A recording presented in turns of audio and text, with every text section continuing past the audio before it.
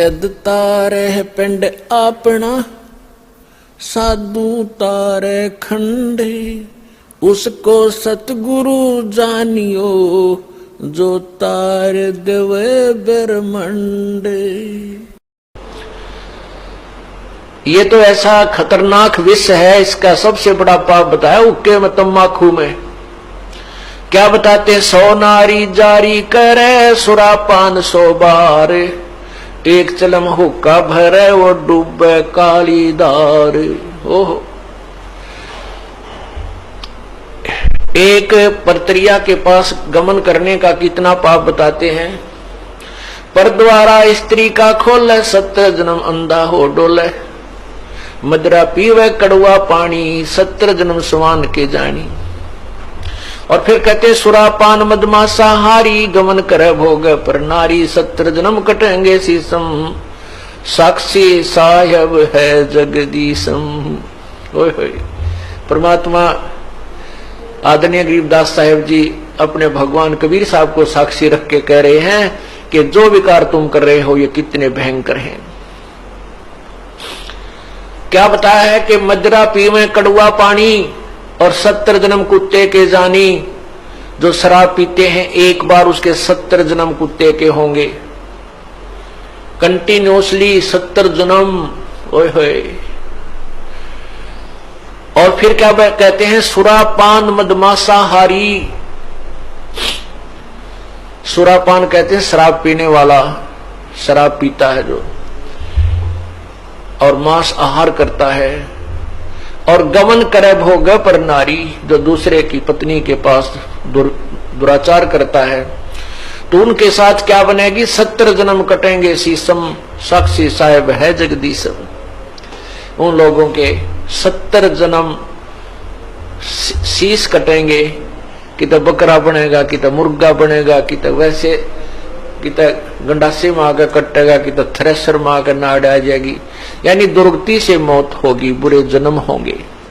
उसके लिए बताते हैं कि 100 नारी जारी करे, सुरापान 100 बार। ओए होए, मदरा पीवे कड़वा पानी, शराब पीवे उसके 70 जन्म कुत्ते के होंगे। और ये 100 बार पीने वाला 100 बार पी ले और 100 बार पर नारी गमन कर ले, उनको कितना पाप हो जाएगा? बहुत ज्यादा। कहते उन सबको मिलाकर एक हुक्का पीने वाले को, एक हुक्का भरने वाले को पाप है। पीने वाले गेला तक के बनेगी, क्या बुरा हाल होगा उसका जो केवल भरकर देता है, पीने का सहयोग देता है, उसकी ये दुर्गति। और पीने वाले का तो पता नहीं कितना जुल्म होगा उसके ऊपर।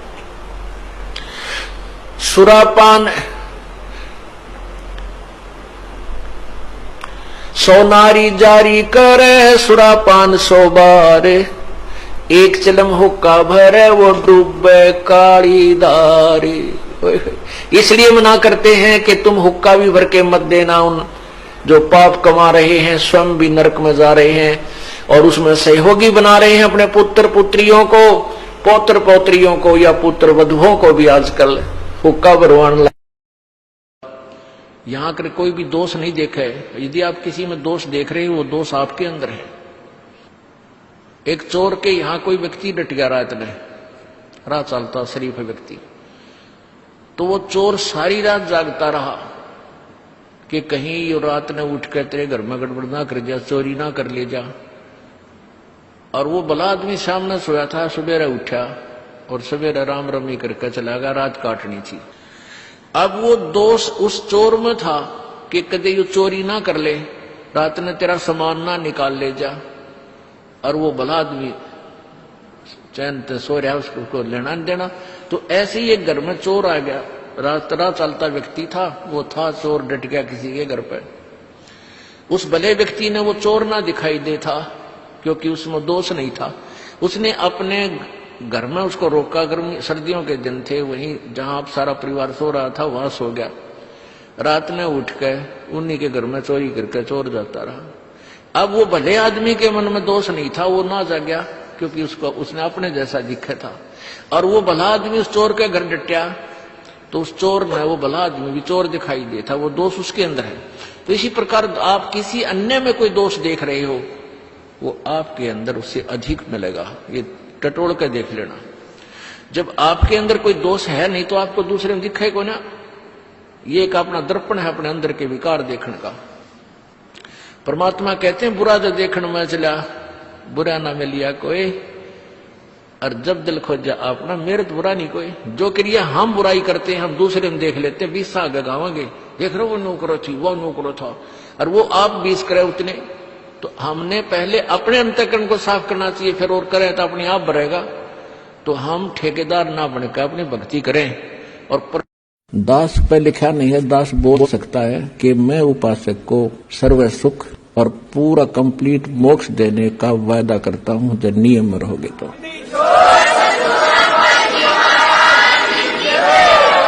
दूसरा, सतनाम जाप करने वाले सारनाम प्राप्त प्राणी का दोबारा जन्म 184 का नहीं होगा। जिसको सतनाम सारनाम प्राप्त हो गया वो 84 में नहीं जाएगा, मनुष्य शरीर प्राप्त होगा। चाहे उसके करोड़ जन्म होना जब तक सतलोक नहीं जाएगा, चाहे उसके लाख जन्म हो और चाहे 4 जन्म हो, जब तक वो सार शब्द प्राप्त करने के योग्य नहीं होगा तब तक उसके जन्म मनुष्य के होंगे और फिर वो 84 में नहीं जाएगा, फिर सतलोक जाएगा।